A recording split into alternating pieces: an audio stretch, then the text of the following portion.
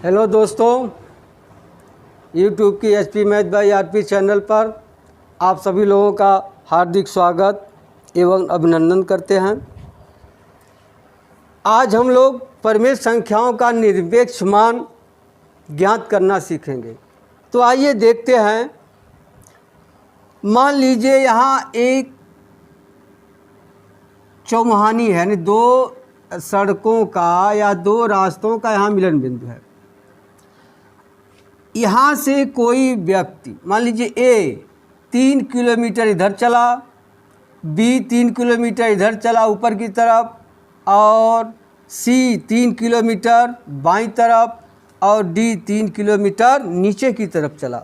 सबकी दूरियाँ कितनी है? 3 किलोमीटर। यदि ये से पूछा जाएगा आपने कितनी दूरी तय किया, तो यह उत्तर देंगे 3 किलोमीटर तय किया।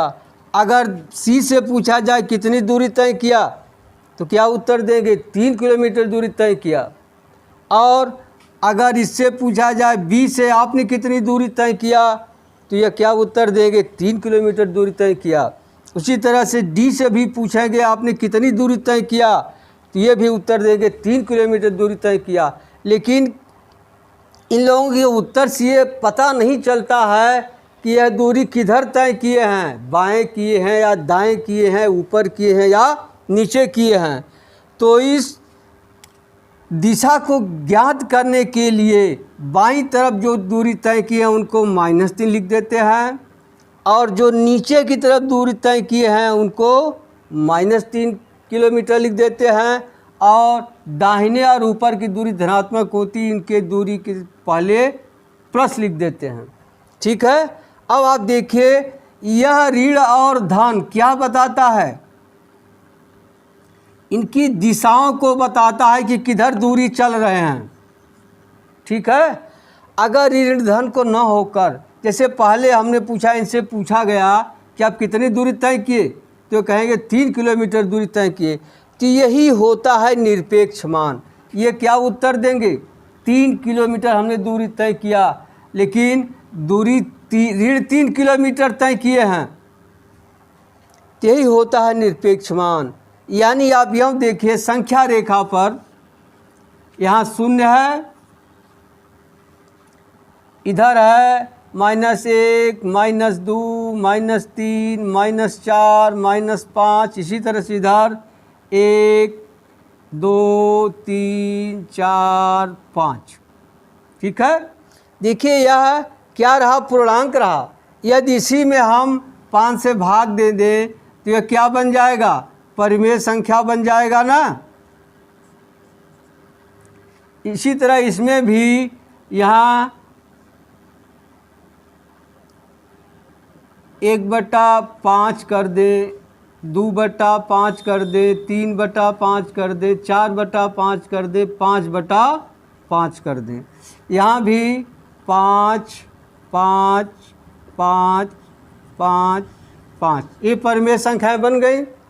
तो क्या होता है? एब्सोल्यूट वैल्यू या निरपेक्ष मान की 0 से किसी बिंदु की, मान लीजिए यहाँ हम ले रहे हैं 3/5 लिए न, यहाँ से यहाँ की बीच की जो दूरी होगी यही निरपेक्ष मान होगा। इधर भी क्या है?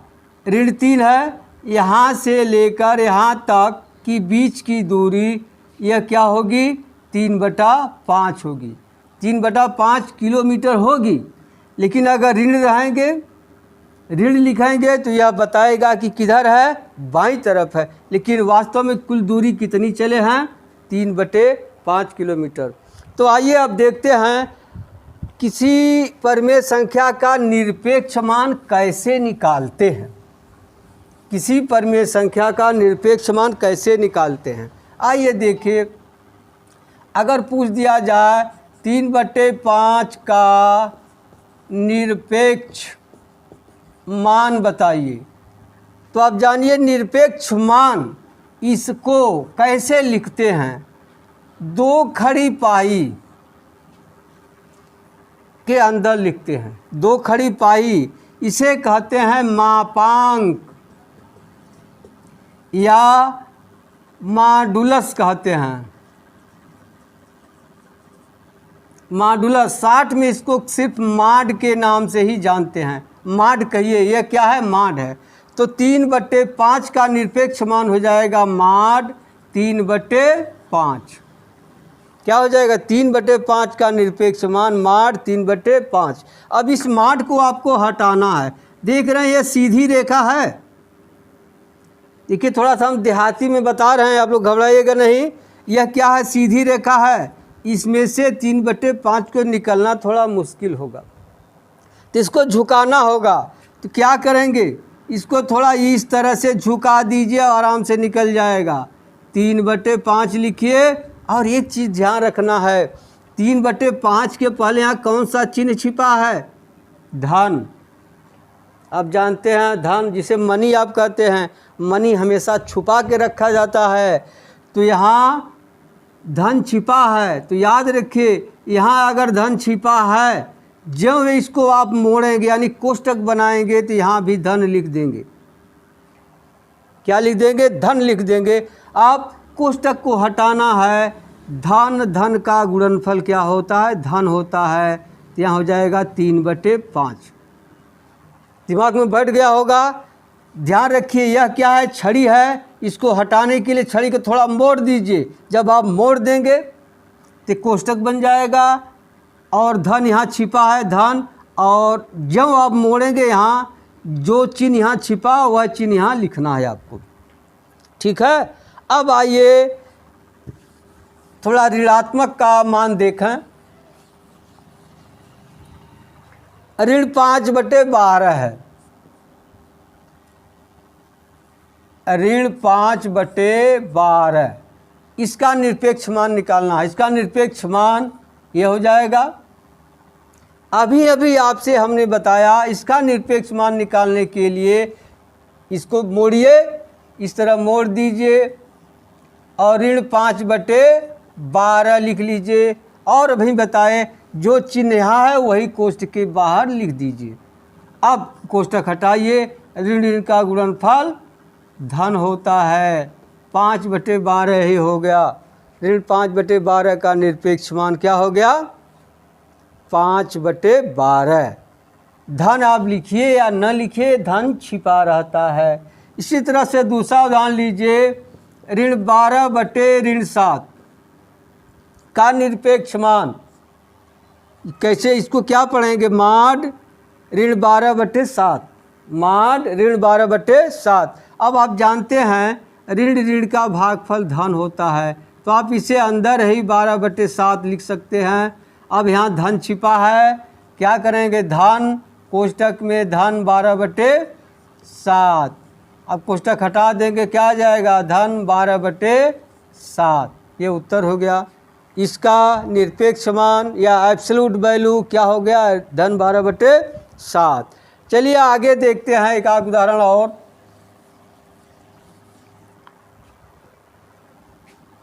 2/3 इसका मॉडुलस निकालना है, मापांक या निरपेक्ष मान निकालना है। पहला काम करें, इसको पद पकड़ लीजिए। यहाँ हो जाएगा ऋण 2/3। फिर अभी अभी बताए ऋण लगा लीजिए, कोष्टक में ऋण 2/3 लिख दीजिए। ऋण ऋण का गुणनफल धन होता है, यहाँ हो जाएगा 2/3। यही उत्तर हो गया। ठीक है। एक और देख लीजिए, यहाँ अगर शून्य का निकालना हो निरपेक्ष मान, शून्य का निरपेक्ष मान सदैव शून्य होता है। याद रखिएगा, शून्य का निरपेक्ष मान सदैव शून्य होता है। चलिए अब आगे बढ़ते हैं। अभी तक हम लोगों ने क्या सीखा? किसी भी परिमेय संख्या का निरपेक्ष मान यानी एब्सोल्यूट वैल्यू सदैव धनात्मक होता है। अगर मान लीजिए x कोई परिमेय संख्या है, x कोई परिमेय संख्या है, अगर x 0 से बड़ा है तो क्या हो जाएगा? यह होगा x, इसका आ जाएगा x। यदि x बराबर 0 है तो इसका निरपेक्ष मान या एब्सोल्यूट वैल्यू क्या आ जाएगा? 0। यदि x लेस देन 0 है तो क्या हो जाएगा, यहाँ ऋण x होगा, इसका भी एब्सोल्यूट वैल्यू क्या आ जाएगा, x। ध्यान रखिए परिमेय संख्या शून्य का निरपेक्ष मान सदैव शून्य आता है और ऋणात्मक या धनात्मक परिमेय संख्या का निरपेक्ष मान भी सदैव धनात्मक आता है। ठीक है, अब एक उदाहरण और देखिए। यदि x बराबर हो ऋण 4/5 और y बराबर हो 3/7, तो जरा इन दोनों का योग करें निरपेक्ष मान के साथ और बिना निरपेक्ष मान के साथ। अब जरा निकालें हम इस तरह से, x प्लस वाई, यह निकाल लें, ये दोनों जोड़ करके इसका मान निकालें, निरपेक्ष मान निकालें। जरा जोड़िए, जरा x प्लस वाई इधर जोड़ लीजिए, तो क्या हो जाएगा, ऋण 4/5 धन 3/7, ये न होगा x प्लस वाई। जो जे 7 चौक 28 धन 5 तिहाई 15/7 पचे 35। अब 28 अधिक है, ऋण मत लीजिएगा, नहीं अगर ऋण लेंगे तो ऋण 28 15 से छोटा है, सिर्फ अंक लीजिए। 28 अधिक है, चिन्ह दोनों का विपरीत है। 28 में से 15 घटा दीजिए, कितना आ जाएगा, 13 बराबर हो जाएगा ऋण 13/35। अब यहाँ इसका मान क्या हो जाएगा, माड ऋण 13/35। अब इसका क्या हो जाएगा, सीधे लिख दे रहे हैं, धन 13/35। अब जरा अलग अलग निकाल लीजिए, माड x धन माड y। अब देखिए यहाँ क्या है, माड ऋण 4/5 धन माड 3/7। अब इसका मान धन हो जाएगा, 4/5 धन 3/7, जोड़ दीजिए, 7 चौक 28 धन 5 तिहाई 15/7 पचे 35, जोड़िए कितना आ गया, 8 5 13, 2 1 3 1 4 43/35। अब आप देखिए माड x प्लस वाई और माड x प्लस माड y क्या है, हो रहा है, यह इतना आया है और वो कितना आया है, ये यहाँ 13/35 आया। बताइए कौन अधिक है, या अधिक है, या अधिक है, यानी क्या हो जाएगा, इस तरह से। इस तरह से अगर आप जोड़ते हैं माड लेकर के, तो दोनों संख्याओं का योग का मान छोटा होगा दोनों संख्याओं के अलग अलग निरपेक्ष मानों के योगफल से। ठीक है, अब यह तो जोड़ का रहा, अब जरा सा गुणा का देख लें। सवाल वही है, माड x गुणे y। ठीक, अब लिख लीजिए, x बराबर कितना रहा, ऋण 4/5 गुणे कितना क्या रहा, 3/7। अब इसका मान लेना है, तो गुणा कर लीजिए, हो जाएगा 4 तिहाई 12 ऋण 12/35। इसका मान क्या हो जाएगा, 12/35। अब जरा अलग अलग कीजिए, माड x गुणे माड y। x बराबर कितना है, ऋण 4/5 गुणे माड 3/7 बराबर क्या हो जाएगा, 4/5 गुणे 3/7। गुणा कर दीजिए, 4 तिहाई 12/7 पचे 35। देखिए ये दोनों मान बराबर आ रहा है, क्या हो जाएगा, माड x गुणे y बराबर होगा माड x गुणे माड y। इसी तरह से आप भाग करके घटा करके आप घर पर अभ्यास कीजिएगा, देखिए क्या दोनों बराबर आते हैं या कम या ज़्यादा आते हैं। एक उदाहरण और लीजिए, निरपेक्ष मान 3/4 वाली संख्या के संगत परिमेय संख्या ज्ञात कीजिए। तो आपको बताए थे 3/4 क्या है, अगर संख्या रेखा पर लिखेंगे तो यहाँ हो जाएगा 0, 3/4 कहीं इधर आएगा, ठीक है। यह 3/4, अब इसकी संगत मतलब ये दाहिने है तो 3/4 बाएं होगा, 3/4। अब बताए 3/4 बाएं का चिन्ह क्या होगा, ऋण होगा। तो इसके संगत परिमेय संख्या का मान ऋण 3/4 होगा, क्योंकि 3/4 का भी निरपेक्ष मान 3/4 होगा और ऋण 3/4 का भी निरपेक्ष मान 3/4 ही होगा, ठीक है। इस तरह से आपके दिमाग में यह प्रवेश कर गया होगा। अगर आपको अच्छा लगता है तो वीडियो को सब्सक्राइब करना न भूलिएगा। चलिए आप 2-4 प्रश्न लीजिए, उसको हल करिएगा। बंद होगा। हाँ, देखिए कुछ अभ्यास के प्रश्न हैं, इसको आप घर पर हल करिए। अगर कोई समस्या होती है तो ये मोबाइल नंबर लिखा हुआ है, इस पर फ़ोन करके आप समस्या को सुलझा सकते हैं।